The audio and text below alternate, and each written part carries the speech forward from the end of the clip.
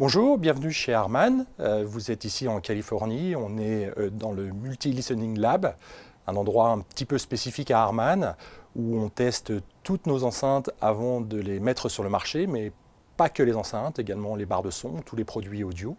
Donc c'est un endroit très spécial qui est certainement unique dans le monde. Et le but est de vérifier avant le lancement d'un produit que l'on peut effectivement au moins être aussi bon, si ce n'est meilleur que la concurrence, dans un environnement où en fait on va écouter notre produit avec la concurrence sans avoir, je dirais, de contact visuel avec le produit, juste en l'écoutant et en essayant de se rendre compte effectivement que ce produit est supérieur en qualité acoustique aux autres.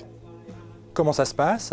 En fait, de manière très simple, on a un panel de gens qui sont entraînés, je dirais, qu'on appelle les trained listeners, qui viennent ici, qui écoutent les produits, qui, je dirais, s'acclimatent ou essayent de, je dirais, on peut définir qu'ils sont constants, c'est-à-dire que ces gens-là entendent toujours la même chose ou entendent toujours de la même manière. Donc il y a un petit process d'apprentissage où on s'assure que ces gens-là sont en mesure, je dirais, de pouvoir reproduire ou d'écouter toujours la même chose.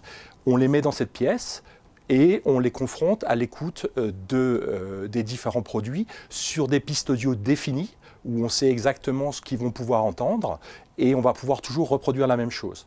Ensuite, les enceintes sont écoutées en ordre aléatoire, c'est-à-dire qu'on ne sait pas quel modèle on écoute, et à chaque phase d'écoute, on fait tourner les modèles. Et sur une première écoute, le A va pouvoir être une première marque, le B une deuxième, et sur l'écoute d'après, on va à nouveau mélanger ces différents produits pour être sûr que les gens ne puissent pas avoir un référentiel.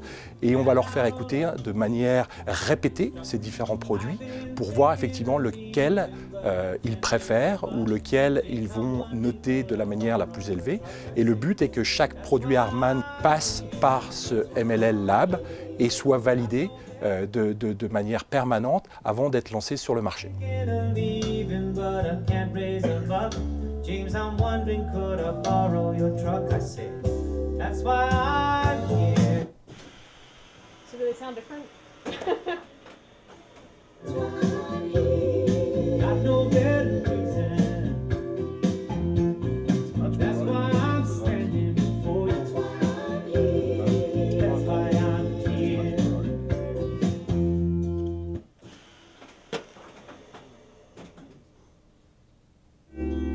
Said me and Melissa, well, we fell out of love, ran out of luck, seems like lightning struck.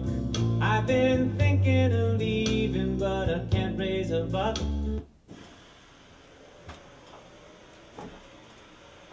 I'm wondering, could I borrow your truck? I said, that's why I'm here.